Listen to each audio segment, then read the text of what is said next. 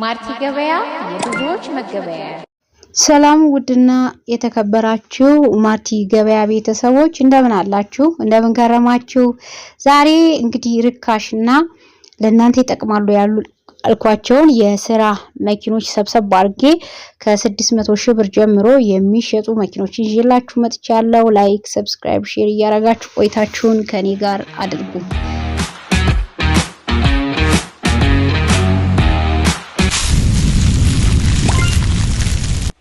ማርቲ ገበያ የብዙዎች መገበያ። ሚኒባስ ሞዴሉ 2001 ነው። ምንም አይፈልግም። ጠርዝ ማዕዘን የለውም። ያው ቀለም ይደርባሉ። ሌሎችም ሻንሲ ሞተር ደግሞ በፍተሻ ማየት ትችላላችሁ። ዋጋው 2 ሚሊዮን ነው። ቅጥቅጥ ሞዴሉ 2017 ረጅም በረጅም 33 ወንበር ነው። ምንም አይፈልግም። ሻንሲ ሞተሩ ካምቢዮ ዲፈረንሻል ሌሎችም ሲስተሞቹ ንጹህ ናቸው ብለውኛል። ዋጋው 4.5 ነው። እንደዚህ አይነት መኪና በዚህ ዋጋ አይገኝም። ቶሎ ብላችሁ መግዛት ትችላላችሁ። ታታ ሞዴል 2016 ምንም አይፈልግም። ዋጋ 1 ሚሊዮን 100 ሺህ ብር ነው። ቱኤች ላንድ ክሩዘር ሞዴሉ 1989 ምንም አይፈልግም። ዋጋ 600 ሺህ ብር።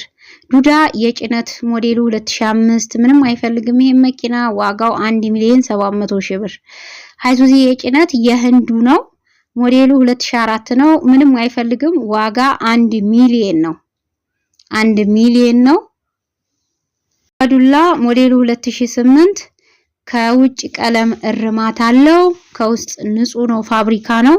ሞተር አዲሷል። ሻንሲ ጠርዝ ማዕዘን የለውም።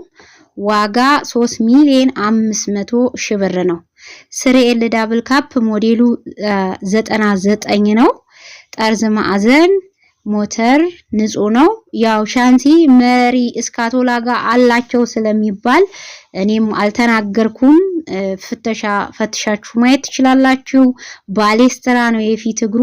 ዋጋ 1 ሚሊዮን 500 ሺህ ብር ነው። ውስን ድርድር አለው። ሙስቲቡሽ ዳብል ካፕ ሞዴሉ 2000 ነው። በኮድ 2 ነው ያለው። ግጭት ጠርዝ ማዕዘን የለውም። ሻንሲ ሞተር ምንም አይፈልግም። ንጹህ ነው ብሎኛል። ዋጋው 1 ሚሊዮን 200 ሺህ ብር ነው። ዲዛይር ሞዴሉ 2021 ግሪል ከፊት ለፊት አለው። ግጭት ጠርዝ ማዕዘን የለውም። ቀለምም አልደረበም። 30,000 ኪሎ ሜትር ሄዷል። ዋጋ 3 ሚሊዮን 300 ሺህ ብር ነው። በካሽ ነው የሚሸጠው። ዲዛይር ሞዴሉ 2021 11ኛው ወር ነው። ኦልሞስት 22 በሉት። ምንም አይፈልግም። ይሄ ንጹህ ነው። ግሪል የለውም። ክሬም ዳሽቦርድ ነው። ዋጋ 3 ሚሊዮን 700 ሺህ ብር እየተባለ ነው። ባንክ 300 ሺህ ብር አለበት። ተመላሽ 15,000 ነው። 3.4 ደግሞ ለእጁ ይፈልጋል ማለት ነው። ቤተሰቦቼ እንግዲህ እንደሚታወቀው ያው መኪኖችን እየተንቀሳቀስኩ አንዳንድ መኪኖችን እያየው ነው። ከዛ ላይ እንግዲህ የተረዳሁትን እነግራችኋለሁ። ቅድም እንደተገለጽኩት እነዚህ ስሪኤል ዳብል ካፖች አብዛኛዎቹ መሪ እስካቶላ ጋር ሻንሲ ይኖራቸዋል ይባላል።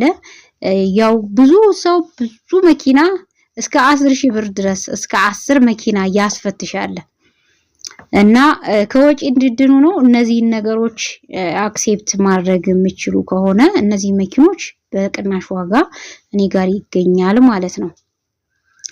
ሌላው ታታ እነዚህ ከ15 እስከ 20 ድረስ ኩንታል የሚጭኑት ታታ የሚባሉት ትንንሾቹ ሃይዙዚ ማለት ነው። 2 ፒስተን ናቸው እንደሚታወቀው።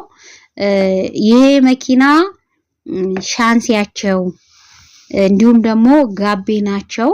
የፋብሪካ ከሆነ ስፖንዳ የሚጭነው አገር ውስጥ ነው። እንዲሁም ከታች ዝቅ ብላችሁ ስታዩት እንትን ይበላችኋል። ጫው መሰል ነገር ማለት ነው። ላሜራውን ከታች መጫኛው ላይ ማለት ነው። ያ ሻንሲ አይደለም፣ የአገር ውስጥ ነው። መቀየር የሚችል ነው።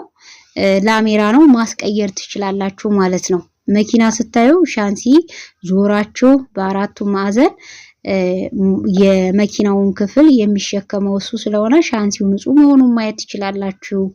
እንዲሁም ደግሞ ከፊት ጋቤ ነው የፋብሪካው መሆኑን እርግጠኛ መሆን ትችላላችሁ ማለት ነው። ንጹህ ከሆነ በዋጋው ራሱ ትለዩታላችሁ። ዋጋው እየጨመረ ነው።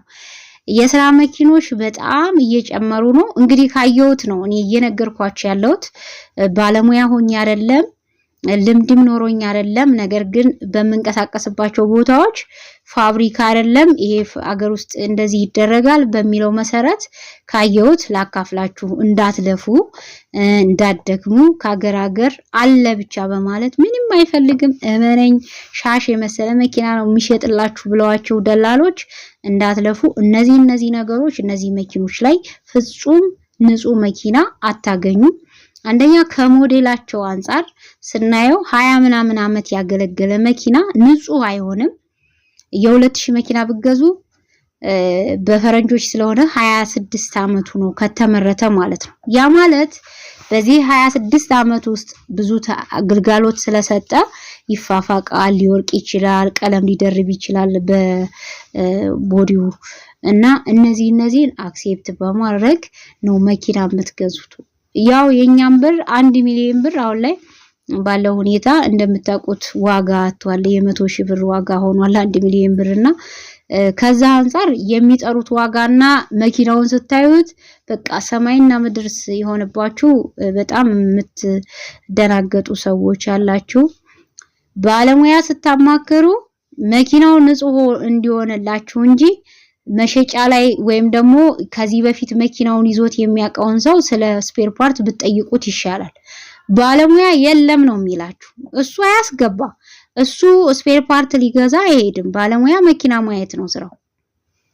መኪና ያያል፣ የሚያስወጣውን ወጪ ያውቃል፣ ወይም ደግሞ ስለ መኪናው ጉዳት በደንብ ያውቃል ማለት ነው። ስለዚህ ስለሱ ነው ማውራት ያለባችሁ እንጂ ስፔር ከጠየቃችሁት ከቶዮታ ሌላ ሁሉም መኪና ውድ ነው፣ ስፔር አይገኝም ነው የሚላችሁ። ኢትዮጵያ ውስጥ ስፔር የለም፣ የሃይንዳይ ስፔር የለም፣ የሱዙኪ ስፔር የለም፣ የሃይዙዚ ስፔር የለም፣ የሚስቲቡሽ የፎርድ እነዚህ መኪኖች አሉ። ቸቭሮሌት ስፔር የላቸውም ይባላል። ውድ ነው፣ አዲስ ነው የምታስገቡት የምትገጥሙለት ማለት ለመኪናው ላይ የምትቀይሩት የሚባለው ውድ ነው። እቃ ደግሞ እነሱ ቶቶሎ አያበላሹም። ሲያበላሹም በውድ ዋጋ ገዝታችሁ ነው የምትገጥሙት የምታስተካክሉት እንጂ ስፔር አለ በደንብ አለ። ምክንያቱም መኪና አገር ውስጥ 20 ምናምን አመት ሲቀመጥ ሰርቪስ ብቻ እየተደረገ አይቀመጥም። መኪና ብዙ ነገሮቹ ሲበላሹ ከስፔር አምጪዎች አስመጪዎች ነው ሄዶ ሰው ገዝቶ ከሱቅ የሚቀይረው። ስለዚህ እናንተ ጋር ብቻ አይደለም መኪና ያለው። ከእጅ የማይወጡ መኪኖች ያው አንዳንድ እንደ ሻንሲ ከዚህ በፊት ተገልብጦ ሪፎርስ ነው የሚገባለት ተቆርጦ የሚባለው እንደዚህ አይነት ነገሮች ከሆኑ ከእጅ አይወጡም ይባላሉ። ግን ተጠቃሚ ከሆናችሁ ወደፊት ቀስ ብዬ ነው የምቀይረው ካላችሁ የሚያሰጋ ነገር ከሌለው ባለሙያ አይቶት መቀየር ትችላላችሁ። እንደዚህ ብዬ የምነግራችሁ አሮጌ መኪና ላይ ስለምሰራ በጣም ብዙ ነገሮችን እያየው ነው። ከዛ አንፃር ነው የምነግራችሁ ለናንተ ማለት ነው። ያው ያለውን ነገር እኔ ተናግሬ ነው። ስለዚህ ያለውን ነገር አይታችሁ እናንተ ያመናችሁበት ጥሩ ነገር ንጹህ ነገር አይገኝም። ከስንት አንድ ምናልባት ትልቅ ሰው ጋር የቆየ በኮድ 2 ከቤት ወደ ስራ ከስራ ወደ ቤት ከከተማ ሳይወጡበት ሾፌር ጋር ሳይደርስ የቆየ መኪና ካልሆነ እመኑ ንጹህ መኪና አይገኝም። የስራ መኪና ደግሞ እንደምታውቁት ነው ብዙ ስራዎችን ይሰራል። ስለዚህ ይጎዳል። ይሄ አክሴፕት አድርጋችሁ ነው የምትገዙት። ከገበያ በላይ የሚጠራ ዋጋ የለውም። እንደውም ወጪዎቹ ታስበው እነዛን ተመጣጣኝ ዋጋ እንዲወጣ ተደርጎ ነው የሚወጣላቸው። ማርቲ ገበያ የብዙዎች መገበያ እንደሚሆኑ መጠን ብዙ ያሉትን ችግሮች እያየን እየፈታንና እያስተካከልን እንሄዳለን። እናንተም በኮሜንት ቦታው ላይ አስቀምጡልኝ የእርሻ መሳሪያ ትራክተሮችን አቅርቢልን ብላችሁኛል። አረሳውም ብዙ መረጃዎችን እየሰበሰብኩ ነው። እነሱንም ለሽያጭ የሚወጡ ብዙ መረጃዎች አሉኝ። በሚቀጥለው ቪዲዮ ይዤላችሁ መጣለሁ። ለዛሬ ይዤ የመጣሁት ይሄን ይመስላል። ስለተከታተላችሁኝ እጅጉን አመሰግናለሁ። ላይክ፣ ሰብስክራይብ፣ ሼር መደረግ አይረሳ። ሰላም ሁኑ።